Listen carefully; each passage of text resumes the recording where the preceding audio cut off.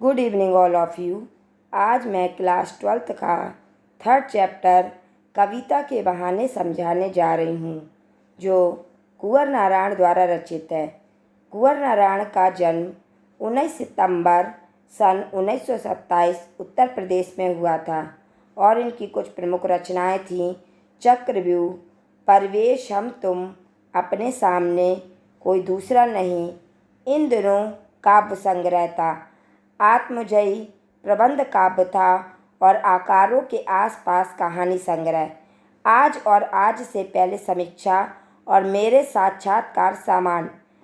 इनके कुछ प्रमुख पुरस्कार थे। इन्हें साहित्य अकादमी पुरस्कार, कुमारन आशान पुरस्कार, व्यास सम्मान, प्रेमचंद पुरस्कार, लोहिया सम्मान, कबीर सम्मान, ज्ञानपीठ पुरस्कार से सम्मानित किया गया।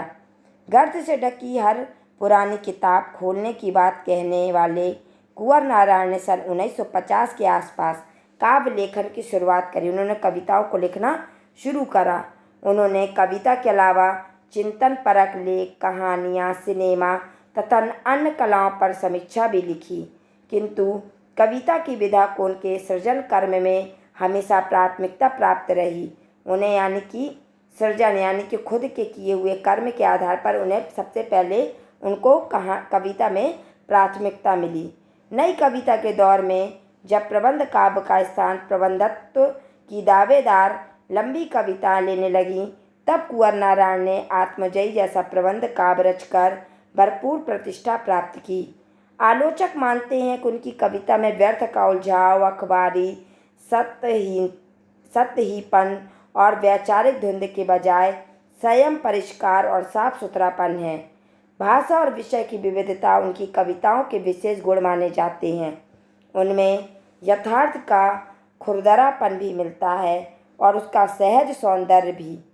सीधी घोषणाएं और फैसले उनकी कविताओं में नहीं मिलते, क्योंकि जीवन को मुकम्मल तौर पर समझने वाला एक खुलापन उनके कवि स्वभाव की मूल विशेषताएं हैं। इसलिए इन्हें संशय और संभ्रम, प्रश्नानुकूलता उनकी कविता के बीच शब्द है। अब बच्चों, मैं आपको कविता के बारे में बताने जा रही हूँ। कविता एक उड़ान है चिड़िया के बहाने, कविता की उड़ान भला चिड़िया क्या जाने।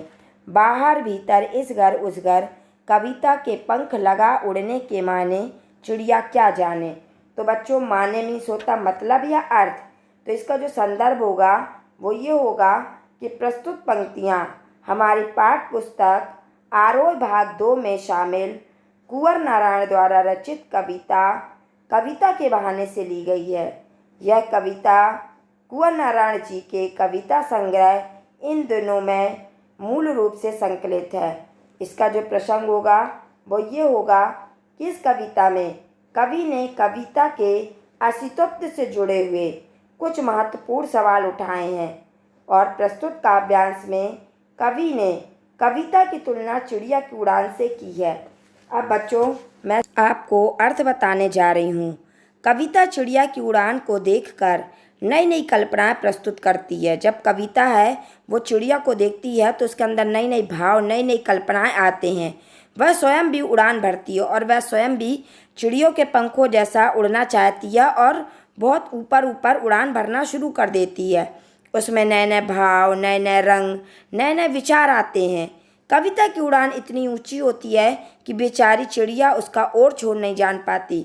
यानी कि जब हम कल्पना करते हैं तो हमारी कल्पना किसी भी छोर तक पहुंच सकती है, जबकि चिड़िया जो होती है उसका एक विस्तार सीमित होता है। तो यहाँ पे कवि कहता है कि वो चिड़िया है, उसका और छोर नहीं जान पाती कि हमारी कल्पना कितने ऊपर तक उड़ सकती है।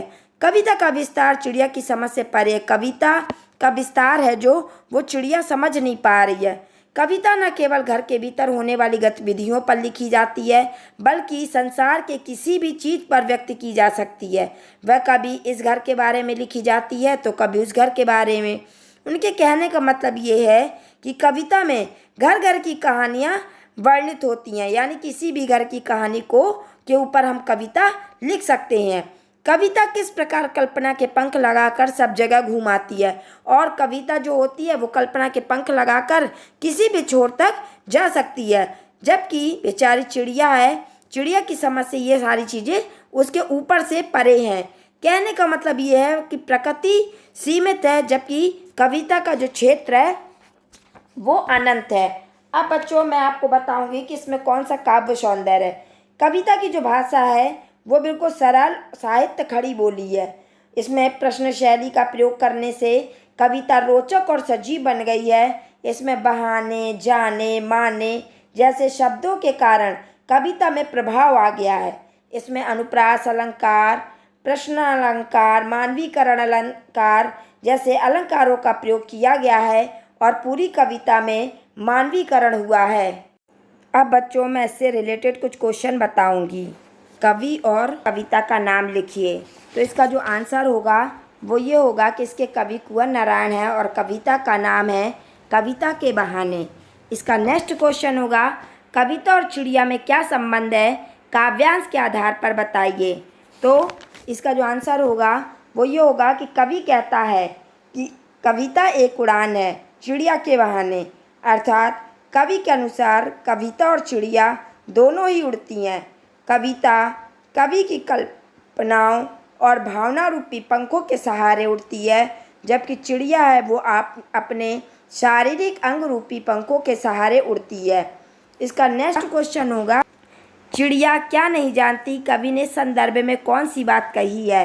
तो बच्चों इसका आंसर होगा कि चिड़िया कविता की उड़ान जो कल्पना और भावों की उड़ान है के विषय में नहीं जानती कि चिड़िया जो है वो कविता की उड़ान है, और वो ये कहना चाहती है कि बाहर भीतर इस घर उस घर कविता के पंख लगाकर उड़ने का अर्थ है कि मैं नहीं समझ सकती, यानी कि जो चिड़िया है वो अपने एक निश्चित पंखों के सहारे एक निश्चित सीमा तक ही उड़ सकती है, जबकि जो कविता है वो अपने भावों और विचारों के पंख लगाकर कहीं पर भी उड़ सकती है। इसका नेक्स्ट क्वेश्चन होगा बच्चों कविता की उड़ान तथा चिड़िया की उड़ान में क्या अंतर है, स्पष्ट कीजिए। तो इसका जो आंसर होगा वो ये होगा कि कविता की उड़ान सीमाहीन और अनंत होती है, यानी कि कहीं पर भी जा सकती है, उसकी कोई सीमा निश्चित नहीं होती, क्योंकि कविता में कवि का मन भावों और असीम कल्पनाओं के पंख लगाकर उड़ता है, क्योंकि वो अपनी कविता में अपने मन के भावों और विचारों को कल्पना के पंख लगाकर उड़ाता है, जबकि चिड़िया के जो पंख होते हैं वो एक निश्चित सीमा तक होते हैं। चिड़िया एक निश्चित सीमा के बाद उड़ने में असमर्थ हो जाती है। दूसरी बात यह है कि चिड़िया सब जगह नहीं उड़ सकती, जबकि कविता की उड़ान सभी जगह पर हो सकती है।